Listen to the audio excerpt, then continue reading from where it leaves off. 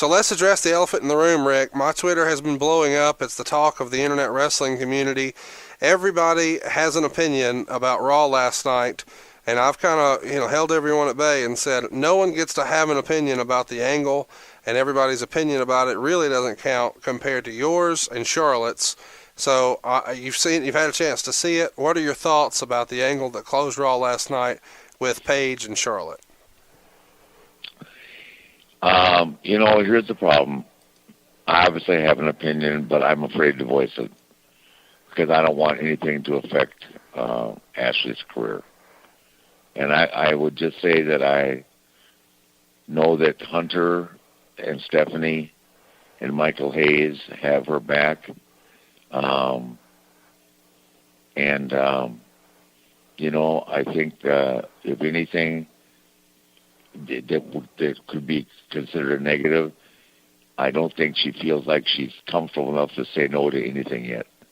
She's only been up there 3 months, and it's a pressure cooker, and it's a tough spot to be in. Even though she's a champion, doesn't mean that she goes, hey, this is what I want to do and what I'm not going to do. I think if you're asked to do something, that's pretty much the way things operate up there. I mean, I just spent 10 days in Europe with the Raw group, or the Red Tour, which is half the guys, and I just think that they're,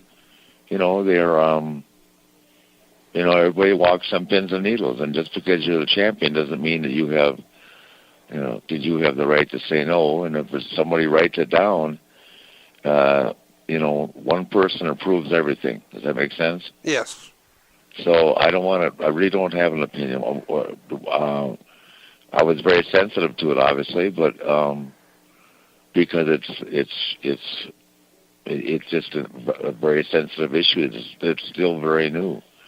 I know her mom is on fire, so but I'm not can't just go out on a limb and say what I think. For what it was and I think it was intense. I think the pull apart was as good as Brock Lesnar and Taker, consider it was women. And I think Ashley's interview was, take some of the words out of context. Ashley's interview may have been the best I've ever seen from a woman and diva of all time. She was on fire, and she stayed in control, and she dealt with the emotion of it, and then, she once again demonstrated her physical skills as being second to none, man or woman in the company. So I know you don't really want to say anything that's going to jam her up, but as a wrestling fan, if you could divorce yourself from the nature of the content and your relationship to it, would it be something, if it was you were watching from the outside, so to speak, that you would think was okay, or would you think that's not necessary, or hey, that's good heat, or where would you land on it if you weren't married to it, if that makes sense? I wouldn't like it. Okay. I mean, obviously, I got mad. We told this story on the show. I was upset when Jerry Lawler was just verbally abusing Bret Hart's parents. Right. Much less touching on something as sensitive as that. And, it's still... It's still new. It's not even 3 years old. I mean, that's something we deal with as a family on a daily basis. As you know, I share. Sure. If I'm upset about something that, comes to mind, and I'm doing 30 for 30 right now for ESPN, and that's one of the things they wanted to talk about, which was, a very emotional part of the interview. So it's just something that if I was a fan, I wouldn't like it. No. But, I've seen a lot of things I didn't like before. I'm personally attached to this, but let me reiterate, I know that Hunter and Stephanie and Michael Hayes have her back, and, they wouldn't let anything they wouldn't go out of their way to hurt her or put her in a position to be hurt. Were you seeing that fresh, or did you have a heads up that something like that? No, I never heard a word about it. I started crying while I was watching it. Yeah. Nope, nobody called me, and no one's called me today. So, I mean, that would indicate that they just assume that that's good. So, I don't have an answer for that. We don't want to, drone on with the negative here. On some level, I think this is fair to say. You do, trust the judgment of your daughter, and B, your daughter as the performer to make a good decision there. And maybe this is just something you would have liked to have had a heads up on. Is that fair to say?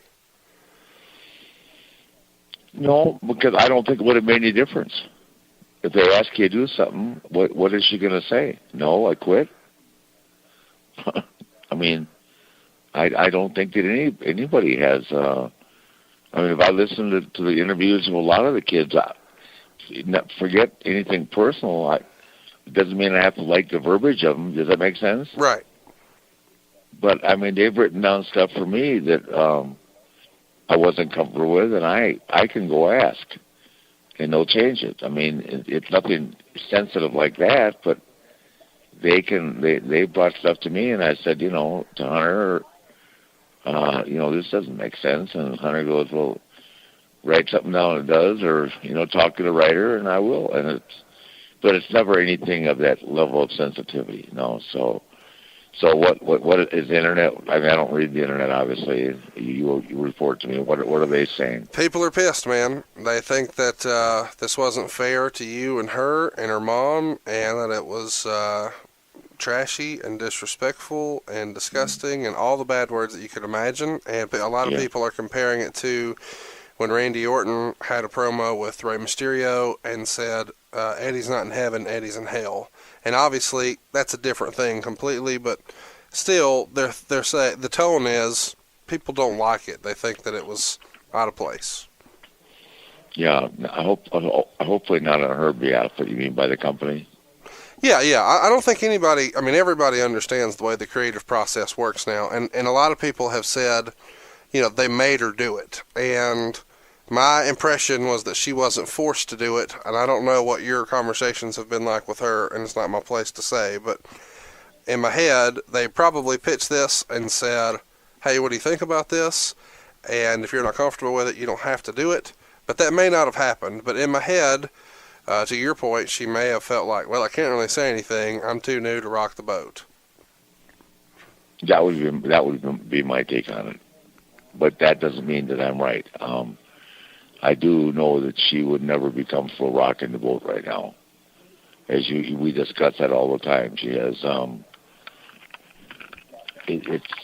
she's in a very unique and a really, really great position with them, and she'll be there as long as she wants to be, because they think that much of her, not only because of who she is, but because of her skill set and her work rate, her work ethic.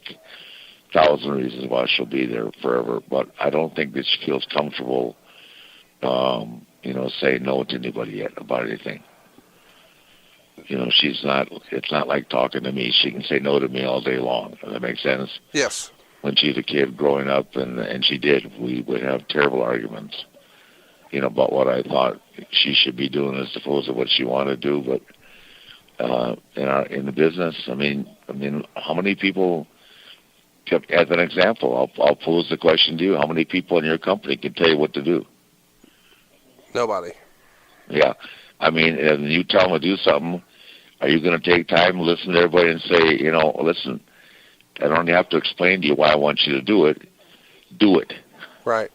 I mean, is that fair to say? Yes, that's fair to say. Because you can't run a successful company and listen to 40 people a day complain about their individual, likes or dislikes. Is that fair? Yes. And I would assume with your success and the rate of growth as your company is growing, you got bigger obstacles in your path, like recruiting new people, recruiting people all the time as your company grows.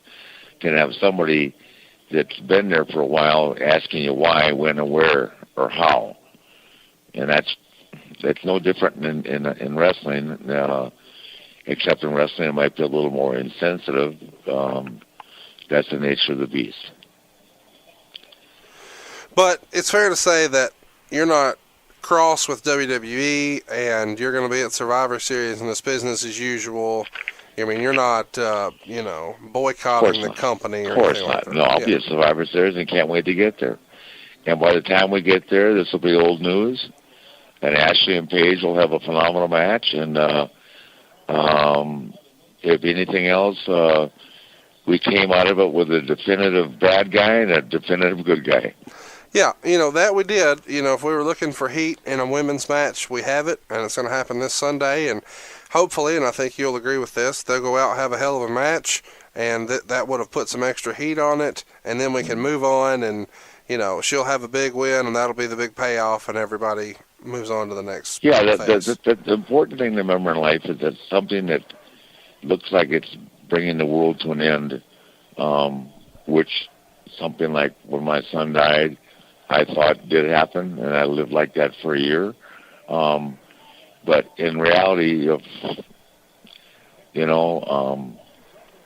what's worse, that promo or what happened in Paris, France this weekend? Well, it puts things in perspective. I mean, it's what it is. The whole world's tough right now. And if you just turn on network news, you're prepared to deal with everything at any level. Does that make sense? Yes. Because that's what the world's all about. And it's sad, but how does my being upset about anything is like this compare to what's went on in France this weekend? Right. And it continues to go on in the world every day. And could go on in New York tonight or Washington, D.C. If you're watching network news, I went out and bought 40 guns yesterday. I'm not lying. I never know what to think, so I'm like, I don't know. No, I bought 40 guns yesterday. They're going to have to come get me, man. Yeah, I got a friend in Tampa, a policeman. I bought 40 guns yesterday. I'm not exaggerating. Oh my gosh.